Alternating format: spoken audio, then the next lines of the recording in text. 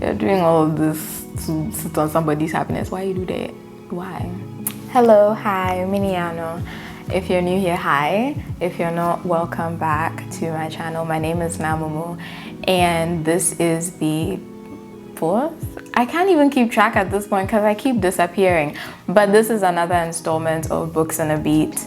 That's a series that I do on my channel where I review books by African authors in a makeup look and usually an outfit based on the cover of the book. Today we are talking about Dance of the Monkeys.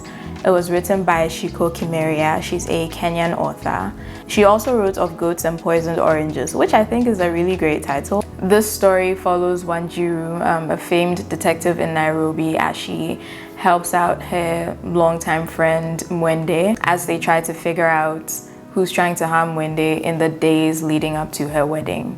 The plot really starts from the engagement party, and so everything from there onwards kind of follows everyone who was at the wedding party and tries to figure out who was responsible for the harm that Mwende suffered. I couldn't find a wide range of themes to make notes on because this isn't really a genre that I tend to gravitate toward. I thought that the cover was interesting and I thought that the premise was interesting, so I read it. And I won't say that I didn't enjoy it because I did, but I don't think I engaged with it on the level that I usually have engaged with other books on this channel. Today's makeup look is based on the cover of the book, as it always is. The cover is mostly yellow, then there's a blue figure in the middle, and there's a touch of orange/red, and that's what this eye look is. And my blush and my lip are orange to kind of tie in with that. I kept my outfit simple and I think it turned out very nicely. Anyway, characters to note. I think there aren't a lot of characters for me to talk about, largely because it's a mystery novel and the premise of the plot is that everybody is important until they're not. The only people who maintain their importance, at least in my opinion, are Wanjiru and Mwende. So those are the only two that I'm gonna talk about. Wanjiru I've already introduced. She's a famed detective whose work in Nairobi solving mysteries and crimes is quite well known, and that's part of the reason why Mwende hired her in the first place. Wanjiru as a character seemed very much observing because I'm better than everybody, at least to me. I was reading my notes and I had written very clearly that she's very judgmental. And that's true because in various portions of the plot, you see her just judging everybody around her.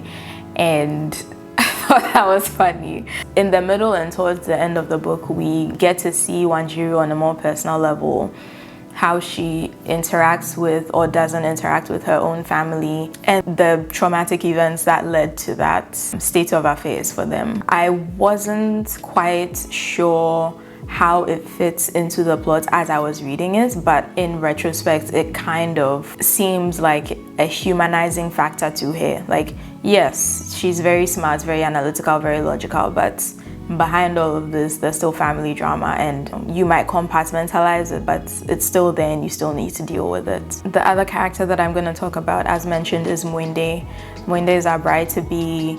She's also the common factor between all the people in the plot. Because she's so well known and we are under the impression that she's so well loved, it's difficult for us to read the stories and the narratives that each character in the plot is responsible for and try and figure out who is the one trying to cause her harm. Happenings in her past are important to figure out what's happened and why it's happened, and towards the end, all the different narratives that we've heard tie together in a way that you don't quite expect. So there were two themes that stood out to me very clearly. The first was life and socializing as a performance. This is something that I feel very strongly about, not only in the book, but as it happens in real life as well. Mwende is marrying a gentleman called Uti, and they're very much in love, very much cream of the crop, destined to have a huge wedding where all the Nairobi elites are gonna be, etc., etc. And that was very reminiscent of the current culture of having like a very big wedding with lots of social media coverage, almost like an advertisement of various services as opposed to a celebration of their love. I mean, granted, it could be both, but a lot of the time it seems like the former is more the case than the latter. In relation to life and socializing as a performance, there's also the need to uphold social hierarchies in order to maintain your position in the social hierarchy. People are so terrified to be treated like an other that they will treat people who are already considered as the other very poorly just so that they can curry favor with the people who are doing the othering. Lastly, there's also the emphasis on finding a good family to marry into. Not because the person is good for you and you make a good team and you have a mutual understanding of who you are and who you want to be together, but because there's a certain reputation associated with the family and the other family doesn't want to be involved in that, which for certain reasons is understandable, but for others it's like, why you do that? Why? The second theme isn't even really a theme, it's more social commentary. The saying Africa is a country makes people angry. Africans who understand what is being said when they say it unironically will agree with me when I say that many socioeconomic and political conditions are very much present across the continent. Hell, they're present across the world, but there's something very specific about African contexts. Yes, there are differences within African context, but for the most part, things are pretty similar. There are so many things mentioned in the plot that aren't particular to just Kenya. Something like the hero worship of religious leaders. That's not a quintessentially Kenyan happening. It's very much the case across the continent. And we see evidence of that all the time. The reverence for men of God while overlooking their scandalous pasts and presents is very interesting in the plot and in real life. Religious authority figures standing as figures of piety and untouchableness while also being involved in some shady business. It's almost like a nege-nege-po relationship. They're bad people who do bad things, but if God can use them, God can use you. Maybe this is the mathematics they should have been teaching us in school. Apart from that, I think the funniest moments, the funniest bits under this theme for me was the incredible ways people spend their money so that you know that they have money. There's a description of the bride-to-be's mother's house that's just very reminiscent of Bobrisky's interior decor escapades. If you were on Snapchat for that, you know what I'm talking about. There are Tibetan mastiffs in this house, and they live in air-conditioned cages.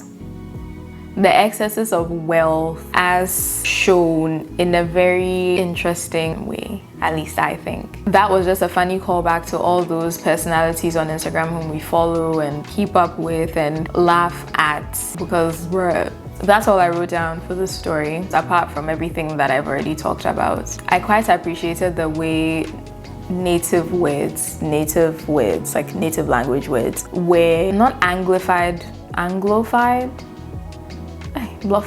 I enjoyed that native words, I think the language that was being used is Kikuyu, were conjugated according to English rules. Not because they were being stripped of their nativeness, but because their nativeness was being forced into the English context. The context of the word that you're using maintains its heftiness as it is in the local language. Adding that English element to it kind of situates it and makes it a contextual understanding for everybody who's reading, especially people who have similar usages in their own versions of English. The contextual meaning allowed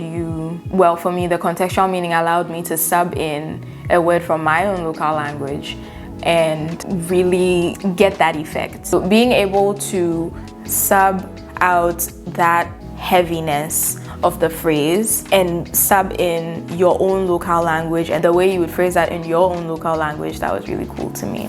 Okay guys, that's all I have for you today. Thank you so much for watching. Please feel free to like, comment, and subscribe. Also feel free to share. Let me know if you have an opportunity to read the book and what you think, what you agreed with, disagreed with. I'm always happy to speak with you about how you experienced the books, whether it was different from my experience or not.